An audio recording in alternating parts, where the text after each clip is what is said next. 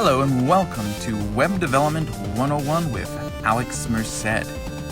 On this show, we'll talk about all the basic concepts of web development in a way that anyone can understand, whether it's front-end web development, back-end web development, and full-stack web development. If you're new to web development, I recommend listening from episode 1 to understand all the concepts from beginning to end. You can also learn more about my own personal projects over there at alexmercedcoder.com. Thank you. Hey everybody, this is Alex Merced and you're listening to Web Development 101. Now on today's episode, which is the first episode, what I want to do is just talk about the basics. So my goal with this podcast is not so much to be one that's kind of following the news in the web development scene, but to be a great podcast for those who may be new or exploring or thinking about being in web development, who just kind of like to learn to understand the basic concepts and different technologies and what they mean, why they're important, and if even just to kind of know the lingo, which is why I'm doing this podcast.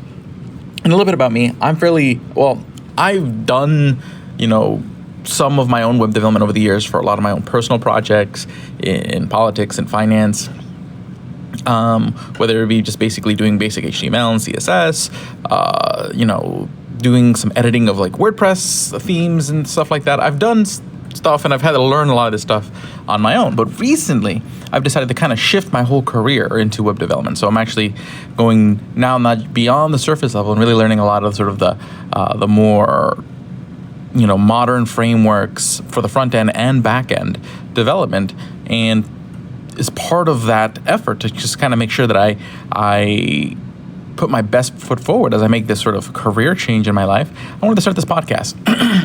So I wanted to share what I've already learned, and two, to keep having an incentive to keep learning more, because basically I'll always be wanting to learn more, not just to improve my own career, but also just to share with you guys. So that's sort of the purpose of the podcast.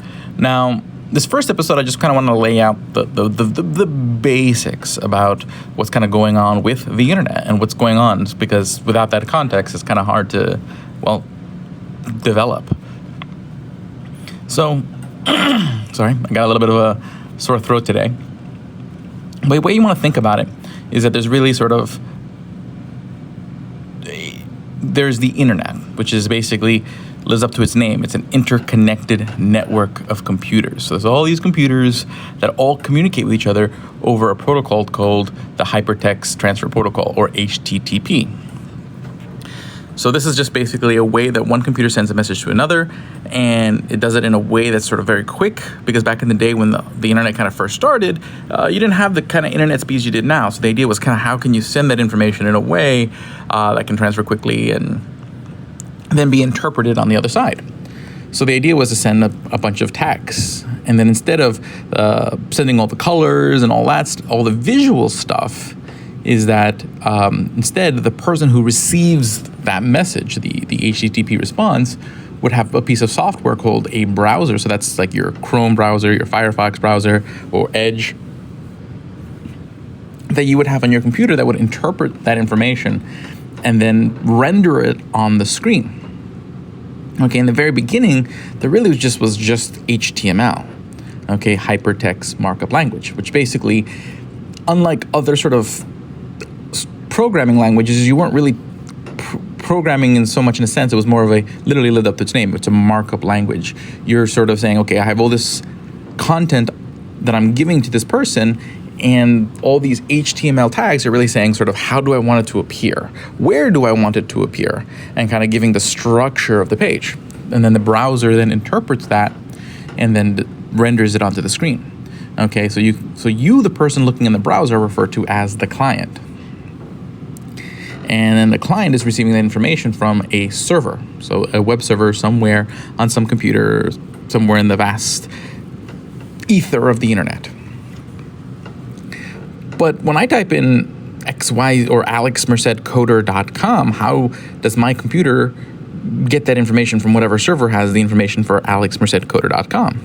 Well, essentially, when I type in alexmercedcoder.com, basically it goes and looks through the DNS, the domain name service, domain name servers, and these particular types of servers, they're like, basically think of it like an internet phone book.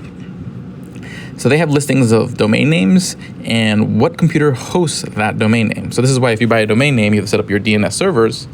And then from your DNS servers, you can set up your DNS records, which say, okay, this subdomain goes to this computer, this IP address or whatnot.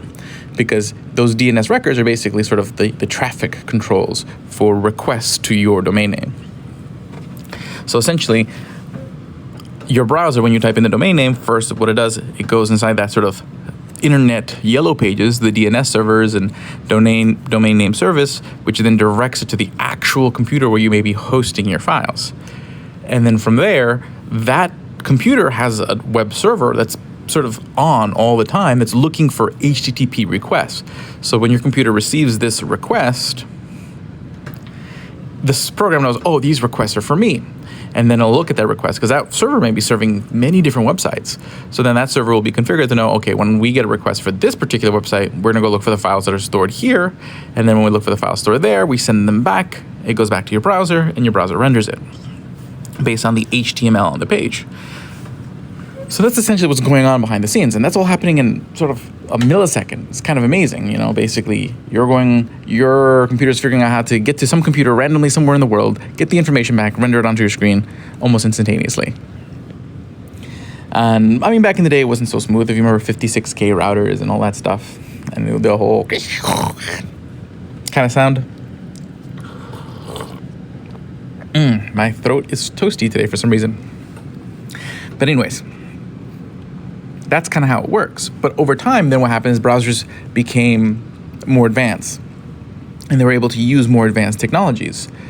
Okay, so again, HTML is separate from the browser. So there's people who sit there and they extend the functions of HTML, but doesn't necessarily mean your browser suddenly adopts HTML. So over the years, you've had different types of scripting languages and whatnot that different browsers have accepted and say, hey, you know what?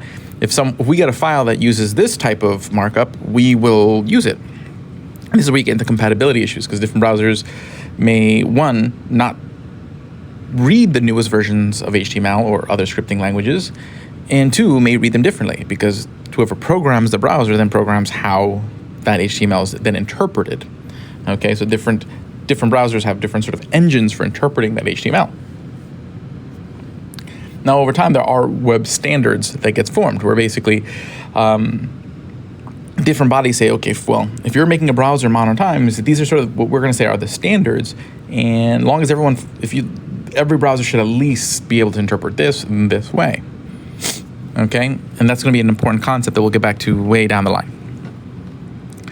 So, but over the years, a couple of things have become standard. So what happens is that before you used to put all the colors, all the alignments, all that stuff in your HTML files. But that got really confusing because literally if your website had lots and lots of pages, you were having to do the same markup over and over again. So that same menu would have to be done again. And then if you later on change that menu, you would have to change that menu again on every file for every page on your website. So eventually they separated the styling aspect of the website from the markup, the actual structure of the data. And that was known as CSS, cascading style sheets, where you'd basically create all these rules for how things look like on a separate file, and then your HTML file would then bring that in. And so that way, if you wanted to change how the website looked like, you would just change your CSS file. And since you're using the same CSS file for all your different HTML files, they would all sort of their appearance accordingly. Problem is, you still have to make a lot of HTML files. And then plus, there was nothing, there's yet to really, everything is still static. Everything's on the page and what's there is there, okay? So over time, then JavaScript enters the picture. I think like 1996. And then JavaScript, what allows you to do, and there's a lot of other technologies that kind of come and disappear over the years. I mean, I remember a hot moment where everyone was designing their websites using just strictly what was called XML, where pretty much you could just kind of design whatever tag you want, but then you let the CSS do pretty much all the formatting. And then there was like DHTML, where they tried to incorporate sort of dynamic elements into HTML. But basically the standard became JavaScript. So far as making things dynamic, so having like animating things or being able to change text and do all sorts of more programmatic elements, JavaScript became the standard in web browsers. And even then, JavaScript's constantly changing. Now they come out with a release every year. So the last big one was the 2015 release of JavaScript, also known as ES6. But now it's always like JavaScript 2016, JavaScript 2017. Each year they come out, but with only like a few new features instead of having these big updates every few years. And that whole ES6 versus ES5, which was the previous big release, is sort of also still a thing, because some browsers are up to date far as embracing all of those changes to JavaScript, and some of them aren't. So these are the kind of things you tackle as a web developer, dealing with sort of compatibility. Making sure you're creating files that when the client, the computer's browser, goes and grabs it, that they're going to be able to see the same experience that you intended. And that's always sort of the challenge when you're doing front-end development, because that's what essentially the front end is. You're designing sort of that experience that the user has. That's going to be one, what they see and they do, but it's also oftentimes heavily done through rendering in their browser. So it's really their computer rendering the HTML, the CSS, the JavaScript. So you're designing in those three languages. Over time, then you started having the world of server side. So before, the reason you kind of had everything happen on the client side was because it was faster, internet was slower, so you wanted to send as little information over the internet as possible. So if you needed to save data, you would save it on cookies on their computer, you would save it on files in their computer, and pull up that data as you needed on their computer, because they didn't have to wait for it to crawl across the internet for you to get that data. And as the internet got faster, it became more all right. So with computers being able to send more information quicker and receive more information quicker, basically what happened is that people started to do more of the calculation, more of the dynamic stuff on the server.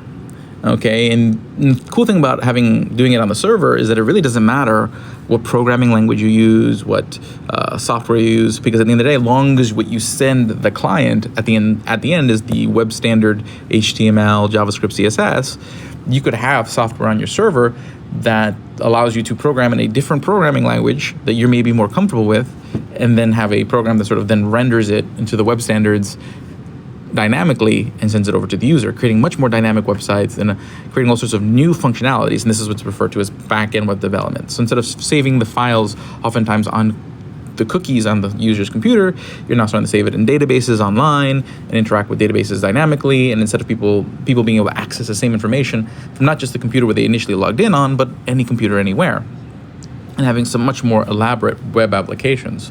So I'm going to end it there. This is a good basics. If you want to learn more, head over to alexmercedcoder.com. I have some videos where I'm teaching Python. I'm going to be creating some other really cool tutorials and continuing this podcast. So check that out. I'll see you guys later. Have a great day.